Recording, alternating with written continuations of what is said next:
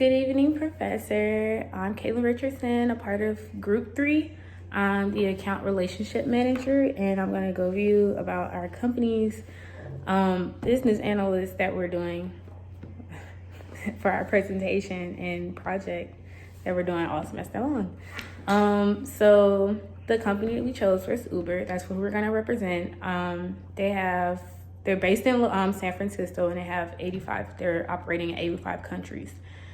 The annual revenue last year was $11.3 billion, and the stock price for our company right now is $34.37 is right now, which is pretty good for the fact that everything that's going on right now. So what we decided to kind of mix it up and try to do something a little different, I guess. Kind of throw a little oddball creation out there. Hopefully that, this inspired people. Like, it kind of goes word for mouth, inspired people around the way, and hopefully it actually becomes true because it's a good idea. So we decided to have a pairing between Uber and Expedia where you could play a flat rate when you purchase your flight. You could have a combo where you could purchase your flight and purchase a flat rate of unlimited Uber rides when you take your trip. Because, sometimes we take a trip and we want to fly, but we get there and we're like, I don't have a car. What am I going to do? Like, I know that, I may fly into Atlanta, but honestly, I want to go down to Savannah. And you have that period where you're like, how am I going to get a car? But if you play a flat rate and have unlimited Uber rides, that saves everybody the headache of having to rent a car, figure out insurance, and honestly just worry about a rental, because it's not yours. If you got to scratch it, you're paying for it. It's just to give people a little bit more ease when they travel.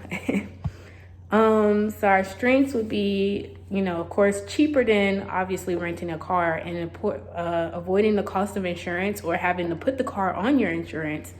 Next would be another big strength that I would say is that the demographic who we could sell to, and that would be the people that are under 25 that travels. So that really helps a lot, because in some places, you can't rent a car until you're 25 years old. So that saves a lot. Honestly, and our biggest weakness people would probably feel like they'll play the flat rate and they would use it, and then they feel like they don't use their money's worth.